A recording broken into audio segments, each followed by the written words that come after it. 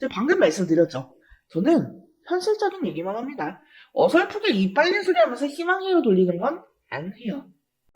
안녕하세요, 여러분. 오늘 종목 에코프로 머티 보도록 하겠습니다. 에코프로 머티가 어제에 이어서 오늘도 하락을 하는 그런 모습입니다. 장중에는 무려 마이너스 8%대까지 급락을 했었습니다만, 이걸 다행이라고 해야 할지, 어쨌든 절반 가까이 말아 올려주면서, 최종적으로 마이너스 3.83%, 10만 5,600원에 종가 마감을 했습니다. 사실 이 에코프로 머티 같은 경우에는요, 분홍색, 파란색, 노란색의 단기 이평선은요, 별로 그렇게 중요하지가 않습니다. 다만 이 중요한 추세를 결정짓는 61선과 121선, 여기 초록색 선하고 검은색 선이요. 이 선들이 굉장히 중요했거든요. 근데 오늘 보시면은요, 장중에 이 검은색 121선까지 밀렸었어요. 그리고 다시금 이렇게 말아 올려줬지만 결국 종가 기준으로 이 61선을 회복해주지는 못했어요. 이게 좀 많이 아쉬운 모습이다라고 할 수가 있겠는데, 왜냐면요, 자 여기 보시면 이 9월 13일에요. 이 검은색 121선을 돌파를 하고 이 주가가 한번 쭉 올랐죠.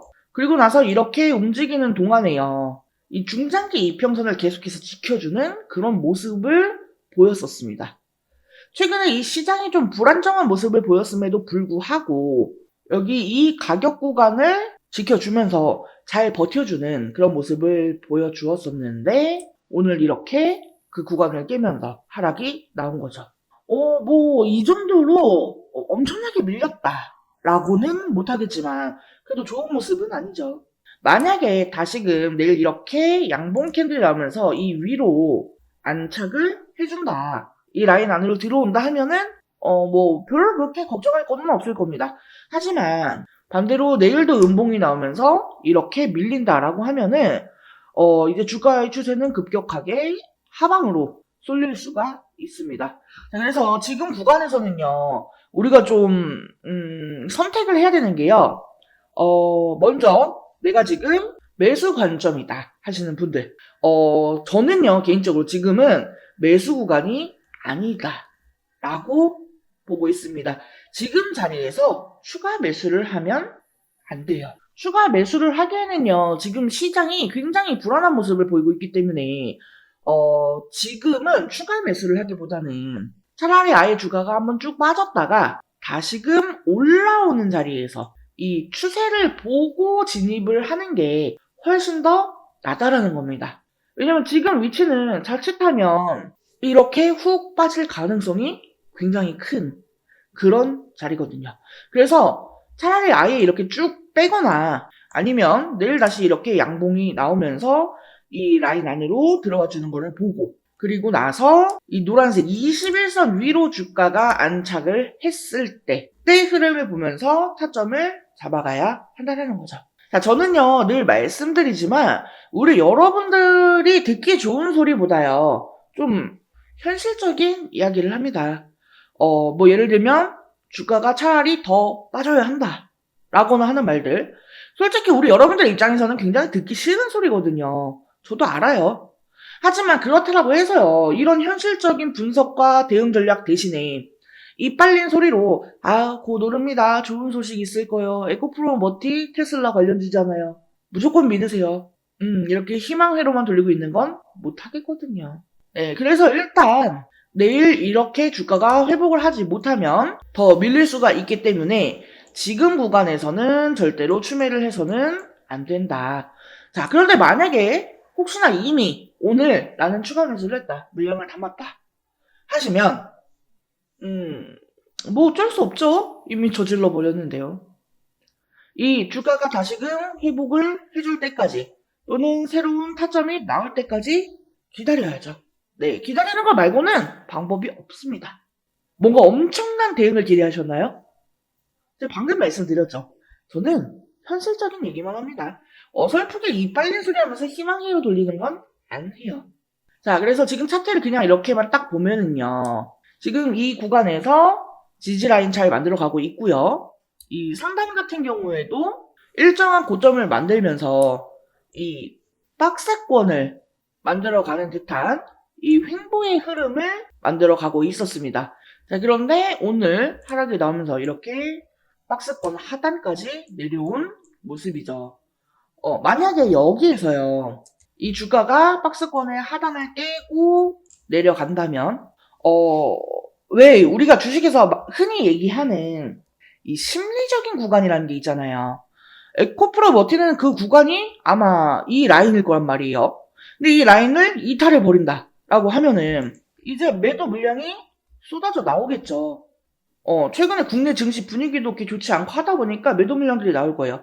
그리고 매도가 매도를 부르고 그렇게 주가가 엄청난 하락을 보여줄 거라는 겁니다. 자, 하지만 그렇다고 해서요.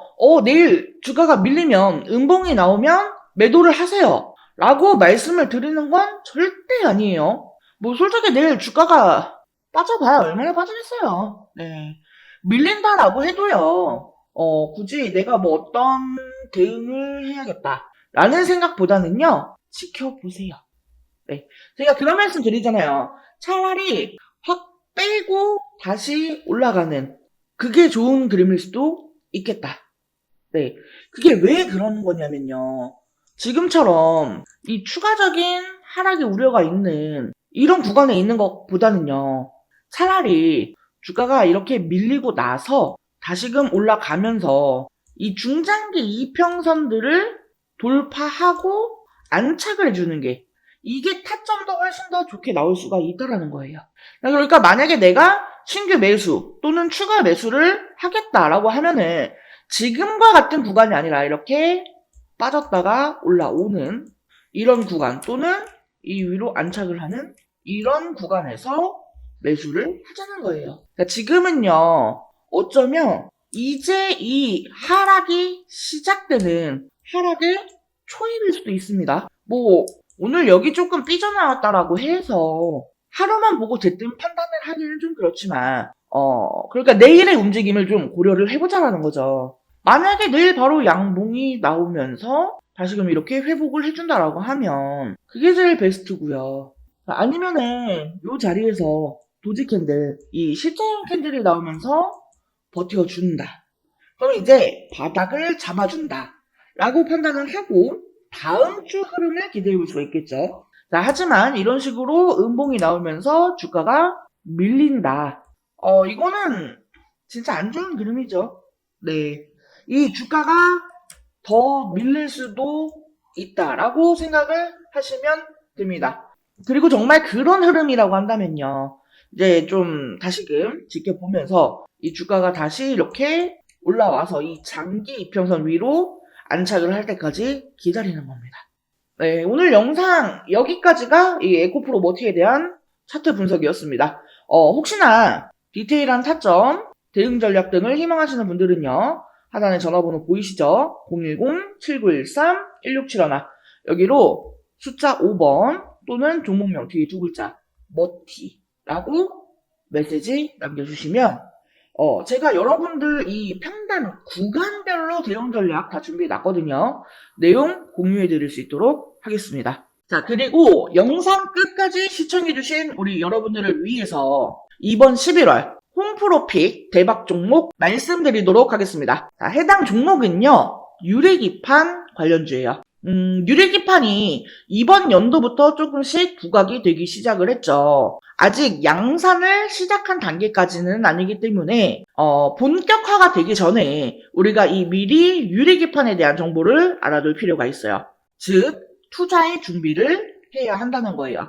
자, 먼저 이 유리기판이 갑자기 올해부터 주목을 받게 된 이유. 첫 번째로 이 AI 반도체가 크게 대두가 되죠.